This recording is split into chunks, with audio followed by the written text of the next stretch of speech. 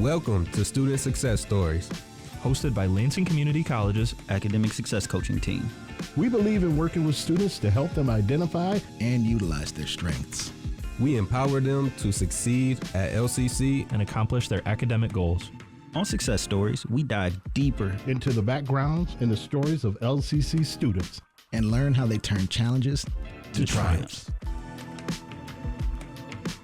All right. Thank you for joining us on another episode of the Student Success Stories podcast, the podcast where we meet with current and former LCC students, hear about their stories, and get to know them a little bit more.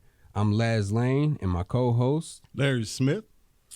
So today's guest is a current LCC student hailing from South Bend, Indiana. This student is a business major, the youngest of 6 siblings, spends times outdoor, and a huge Marvel fan. Let's welcome Joe Roboski. Thank you for having me here.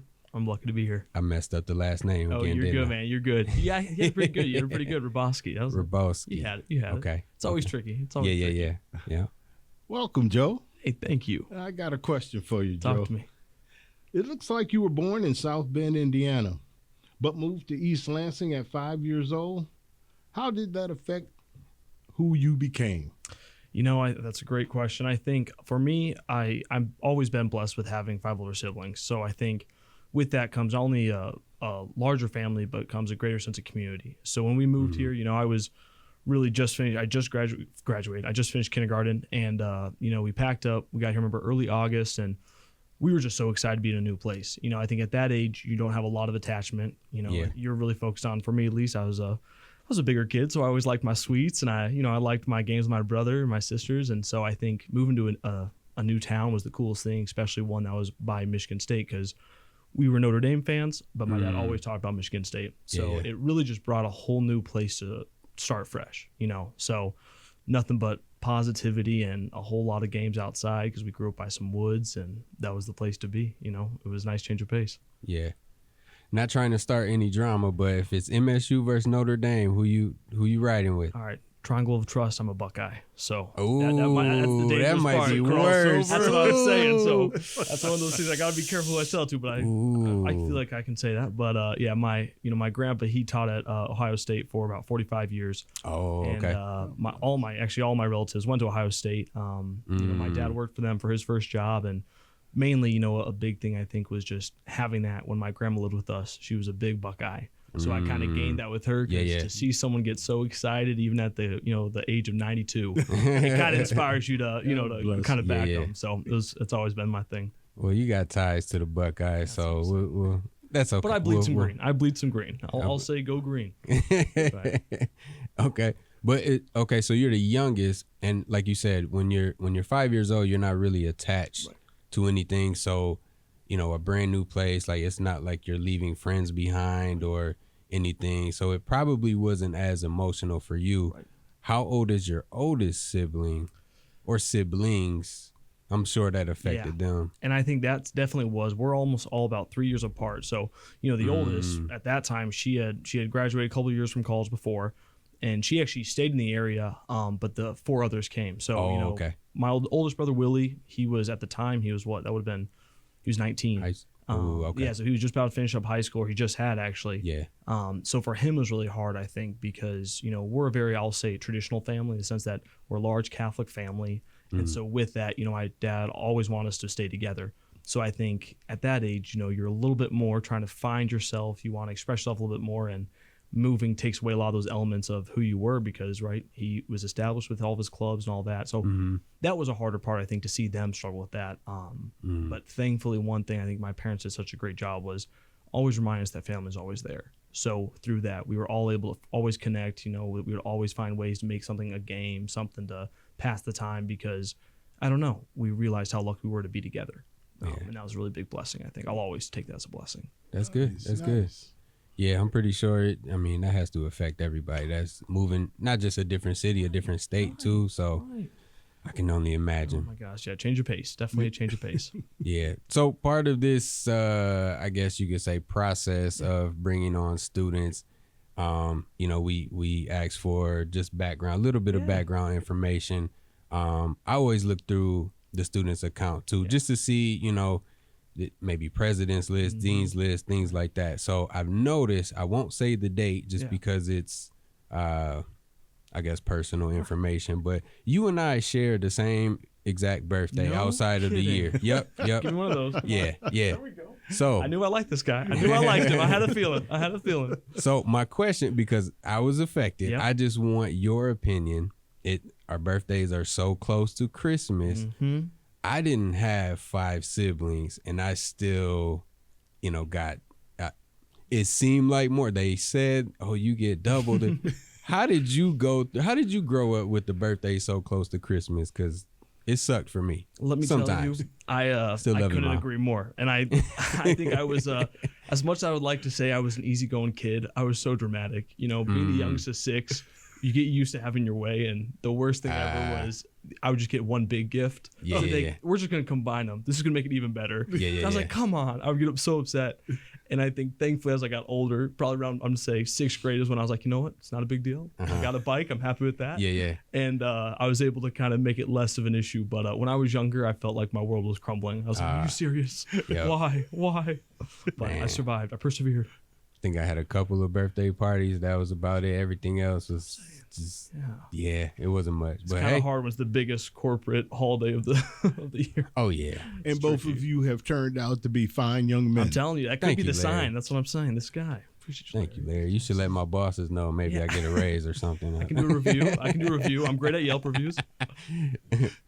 All right. I'd like to know who made the biggest impact on you growing up. Can I give a 2-part answer on this one? Absolutely. Okay, so I'm going to start off with my dad. He has always been my biggest role model. He grew up in not the easiest conditions. He grew up living in a house a fifth the size of the house he lives in now. He was the first to go to college and graduate.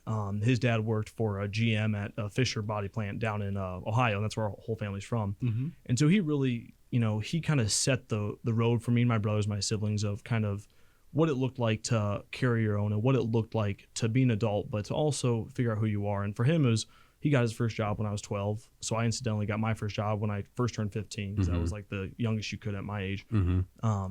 And through that, he was always there to sacrifice. He has always taught us at a young age, you have to learn to die into yourself.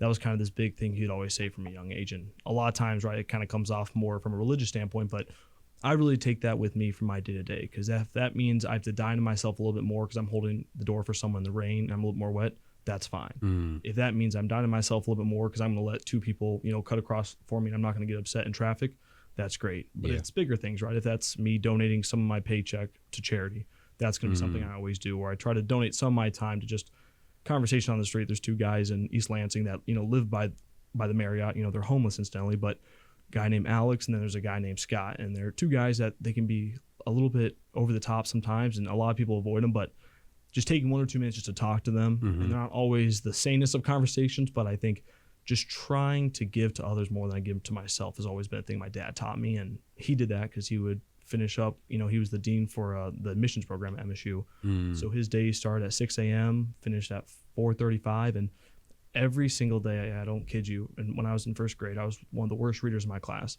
He would take an hour after dinner, and he would read with me.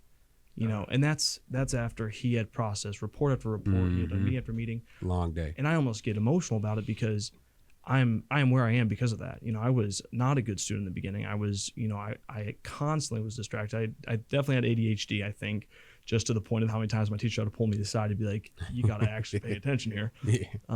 But the greatest thing my dad would always say from a young age, every morning he would say, Joe, Focus. And I would say, what does that spell? I'd say, focus. He says, that's what you're going to do today. And that taught me, it was the first step in the right direction. And it got me hopefully where I need to go. So he's the man, but all right. Yeah. The second part. A second part, that's the question. There's a guy named Eric Sudal, and he has been the manager that I had when I first started working at the Marriott in East Lansing. And talk about, so many parallels with my dad, but I will always talk about this because it was truly the most impactful day of my life.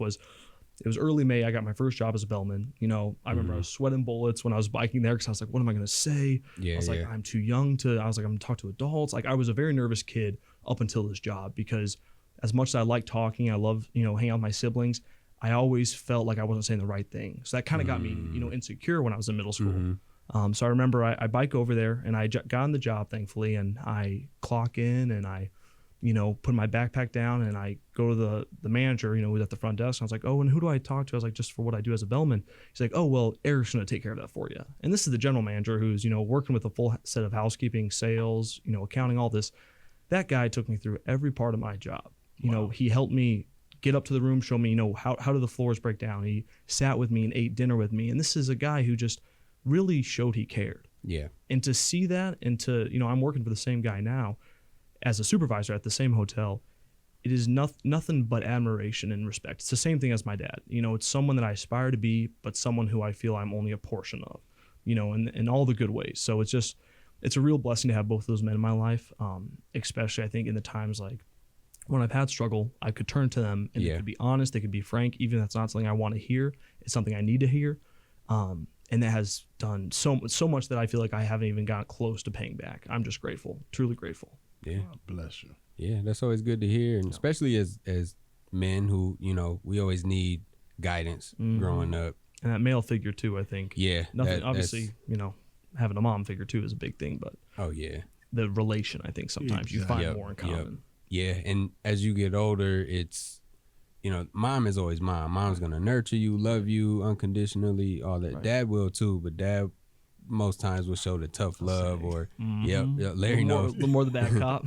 Yeah. I knew about tough love. I think we all need it sometimes. But you get to a certain point where you can have those conversations as not just father, son, or even, I'll just call him your mentor, something like that. But it gives you an opportunity to have that one-on-one as like a friend or just adult to adult, pretty much, man to man. A friend is a perfect word. Yep. I think that's the greatest thing you can ever have is someone who you not only have as a parent, but then to one day obviously you'll always respect them, but to be able to gain their respect is a beautiful thing. And I think for a lot of people, sometimes that causes strife because you feel like you're never enough and you feel like, how do I? It's like, well, they're your parent. And I really believe that every parent will love you unconditionally. Yes. They will always respect you. They always care for you.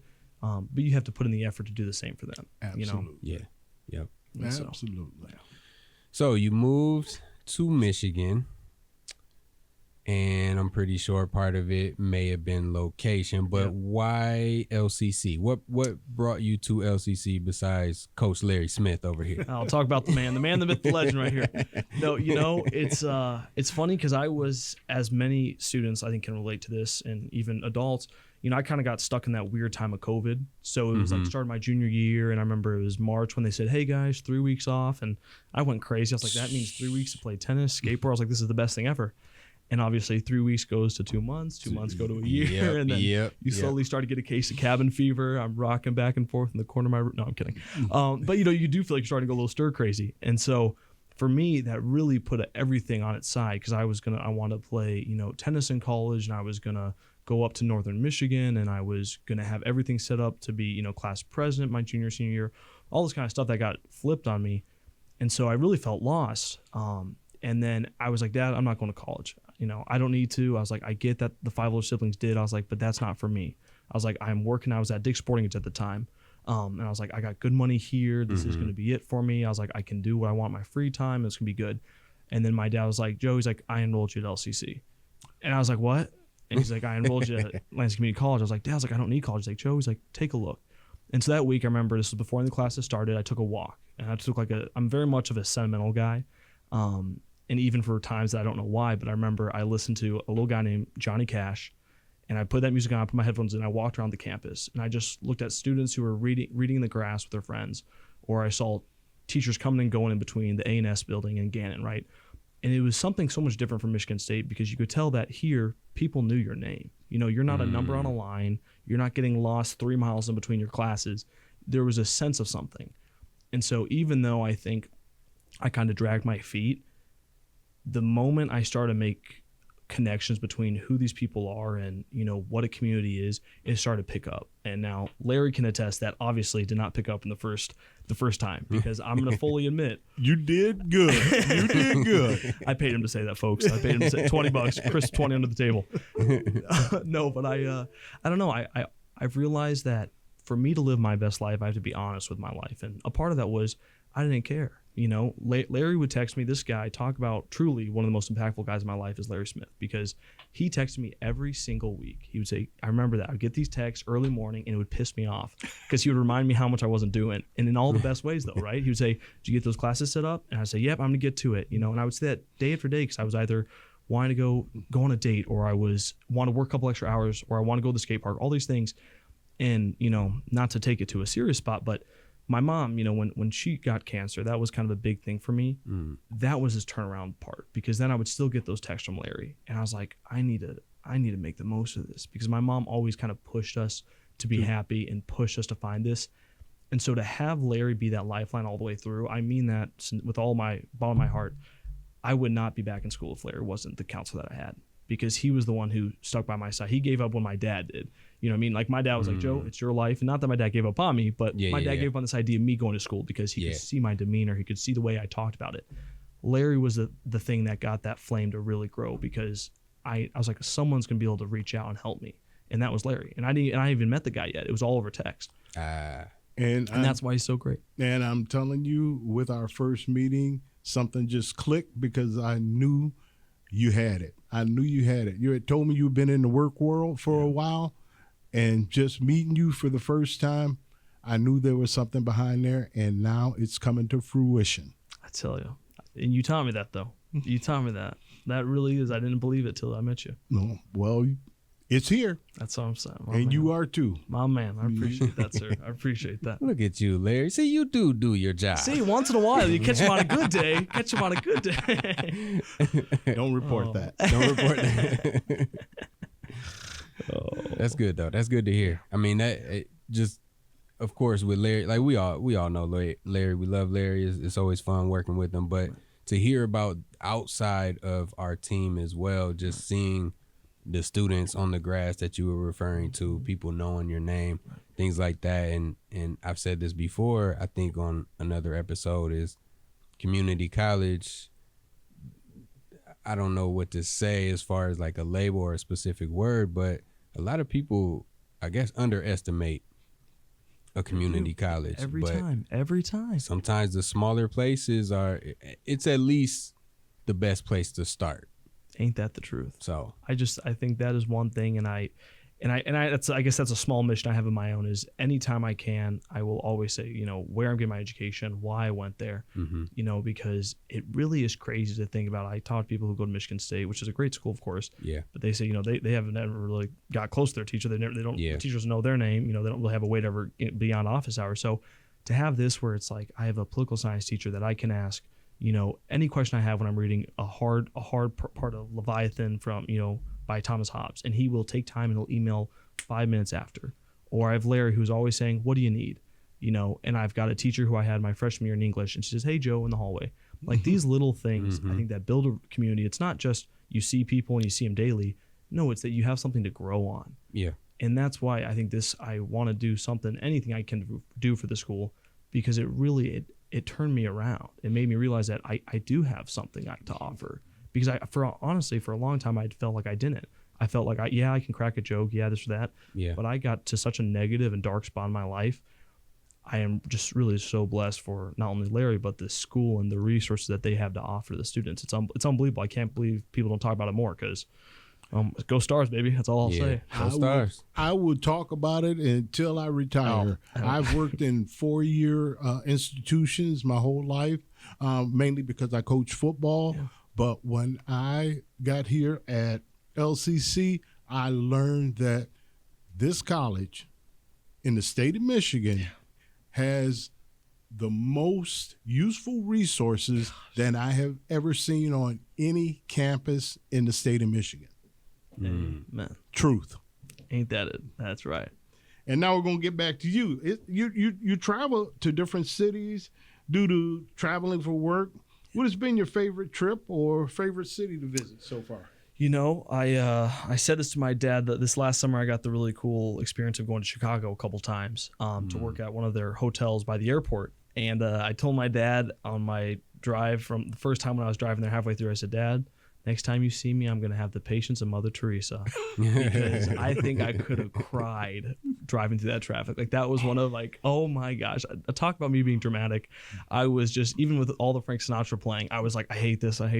But once you get there, I love the opportunity to grow in something I'm completely not versed in. And a big city is just that. Like, I'm a country type of guy, even though I didn't grow up in the country. Gotcha. But I like things to be slower. I like things to be a little bit quieter. I appreciate the kind of pace of how it is when you go up north and you have this kind of sense of calmness. Everything that Chicago is not that. No, absolutely. But that's the best part. I lived in the UP for 3 years. Yeah. Oh, now where in the UP? Remind me again. Well, first I was at Northern Michigan, so I the coached best city up there. ever, Marquette. Baby. And then I was up in Houghton, Michigan at Michigan Tech.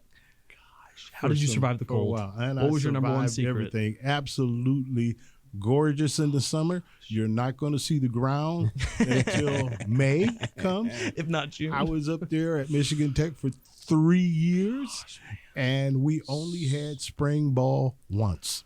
That's like a sick dream. That's like a sick dream right there. Gosh. But that must have been the best spring ball game of your life. Oh my gosh. We were just happy we could get out there on the field. Yeah, right, exactly. Oh my gosh. Yeah, that's tough. Chicago, I would have taken the train. Oh, that traffic. Yeah. I should have. Next time. Right, exactly. That's what I'm saying. Take the train. This July. You can sit back, relax, That's and what I'm saying. you know you'll be good there. But so you said that you're a big Marvel fan. Guilty as charged. There's been a Marvel's. I like Marvel. Yeah. There's been a lot of fans who have said Marvel is kind of fallen off a little bit. Right. What's been your what was your favorite Marvel movie, I guess? That's not talk about a big question. That's that's probably why I'm single, because I like Marvel so much. But I finished last night. I finished all my econ chapter reading. I said I'm gonna treat myself and I'm gonna watch Captain America: Civil War. Okay, and that's my personal favorite. That's a good one. It's just like the first time I watched it. Every time, like, if someone could watch me, it'd be like almost concerning, because I'll be like, oh, that's sick. I'll be like, awesome. I'm like saying things that a sixth grader would say, and I'll be confident about it, because I just really appreciate the original comics themselves, but I like the adaptations. And obviously a big thing for us as kids was going to those movies together. Like, me and my siblings, that was always the big thing, because I was, I always wanted to be Thor. My brother was Captain America, and so we always had these things. So I think a lot of it too is nostalgia, but I will 100% admit I'm a geek through and through. So that's what I love. Now, how about you, though? You got to tell me that for you guys. Come on. Can't leave me hanging. Ooh, favorite one? The Civil War, I think, was one of the best ones. Right. I don't know if I have a favorite, but Favorite Avenger, how about that? Favorite Avenger? There's only one right answer. Thor. See, I'm a Captain America guy. I got Captain America. I like him, but Thor's the strongest, Thor's my guy. without a doubt. I don't know, probably because when I played some of the like the Ultimate Alliance video games or whatever, Conquest Thor of just Champions. the you can use the Thor's hammer, whatever, the thunder, Mjolnir. lightning, whatever. Yeah. He just had more, I guess, abilities And he can in fly. the game. He could fly You can fly too. with a hammer. What the heck? Yep. So You guys are into it, That's man. not, come on, you Larry. Yeah. Talk to us. Tell us I something. wasn't into the comics though, but the movies were good. My guy is the green guy. That's good. That's The Hulk. The Hulk is my guy. Yeah, The he's all natural. That's right. He was That's in right. the Avengers in whatever comic stage, but in And the there came out with comics. the Red Hulk. The red one. That's how you know they're struggling. They're just starting to make reiterations of different. They're like, let's go with Captain Britain. No, I'm kidding. I used to troll people a little bit and say my favorite character was Thanos. Just because They just get a little bit nervous. They're like, okay. it was pretty funny. That's how you get a good conversation going right Yeah, there. See the reaction alone. They had a good run though. I mean, they can did. still continue it, obviously, but Definitely it's been questionable Yeah, lately. it's been tough. So No, I agree. I will say I saw that. This is a quick little side story. mm-hmm. Me and one of my buddies are really big fans of Marvel. Like every day at work, he's one of the accountants at the hotel, and I work at the front desk. So we kind of cross paths a lot. We're always talking about like the latest fandom and oh, did you see this? Mm-hmm. So me and him booked tickets that day. We get there. I was like, oh, it's gonna be a quiet show. We're going to the 6:31 in the evening. It's the third day it came out. We'll be good. The seats we got 14 other like middle school girls, not the same ones next to us. So we're there and we're decked out in Marvel stuff, and then there's just all these girls next to us, and we're just like trying to sit there, look like adults. And I was like, why do we do this? Why do we do this? But it's fine. We got through it. It was a great movie. Everyone should go see the new Captain America, Brave New World. Yeah, Good deal. it was good. I seen it. Right? Not too bad. All right, we're gonna change the ambiance a little bit. Yeah. What's your biggest fear? That's a good one. Okay, so I don't know about you guys. Do you guys have like just physical fears, or because I have one mental and one physical? Bring it. Okay. What you got? Physical is if you ever saw the movie called Kingsman, they get locked in a room and that room starts being filled with water. That is mine. So I guess drowning essentially, but that would be the worst one if I'm in like a submarine or I don't know. It's a little bit intricate, but my mental fear, and this is going to be pretty deep, is my fear that I can never truly give myself validation, like the validate for myself. You know, I think I can always look at that from other people, but to truly have that within yourself, I think it was Aristotle who said, "There's no greater mastery than mastery over one's mind." And I think that really is something that we all hope to get, and I think we all try to get in different ways, but it takes time. And I think if you can at least know you're on the right footpath, that gives security from that fear. The drowning fear is different because I just don't know how to swim. So it's kind of a realistic. Yeah, it's bad. Larry, it's bad. I told you got to teach me. No. Here we go. Man, you going fishing? And That's what I'm saying. Right. Yeah. I like to live dangerously. I like to live dangerously. You in the pool, man. No, Just see me out there with 4 life vests on. Oh, got my floaties. We got to get you in the pool. Yes, we do. Yes, we do. But Joe, you have nothing to fear. Yeah. You just keep attacking every day because you're special, man. You are special. That, man. You are special. I appreciate you. I think your fear too that brings its a sense of humility as well. Yeah. So that's shouldn't say that's a good fear, but you know, I think it is, right? The humility part in it is good. I'm telling you, humility and gratitude, you can go far with those two things. I don't care what you have in your pocket, what you got on your back. If you got humility and you got gratitude, you can go as far as you believe. I really believe that. Definitely. You know what I mean? I think that's just life. If you can make it that way. It is. Well, it was fun, Joe. This was quick. We can keep on going, but just want to thank you for joining us today, and we appreciate your time. Yeah. Can I close with one question for each of you guys? Sure. What would you say in your time being here at LCC, because you guys both have spent time here, what has been the most impactful thing that you've either learned from this community, or the biggest thing that you want to continue focusing on while you're here? Because you guys are both pillars, I think, of this school. Learning to meet students where they are. Learning to meet students where they are and to engage and try to enhance their motivation to succeed. Perfect. And I would say seeing those students from start to finish. Yeah. You may not meet them on day one, but seeing them, apply, register, everything that they need to do. The beginning steps are probably the most challenging, I would say, 100%. because of how many small tasks that you have to complete. But just seeing them grow, whether just as a student or professionally, whatever it is, I just like to see that progress. Transformation. Yeah. We just all like to see students succeed. That's what it is. That's why it's such a good community. It's a community college, but it's a community for the community. Right. So it's a big base. Yep. Well, thank you, gentlemen. I'm blessed to be here. So thank you again. Yeah, thank you. Thank you. All right. And if you want to be a guest on our podcast, contact us at success-stories@lcc.edu and check out all the other shows that LCC has at lccconnect.com.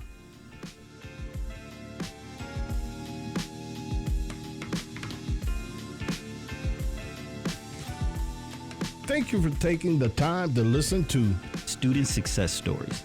To listen to this episode or previous episodes of Success Stories, visit lccconnect.com. We want to connect with you and learn about your successes. So if you or any other LCC student wants to share their story, connect with us at success-stories@lcc.edu. Everyone has a success story. Let's hear yours.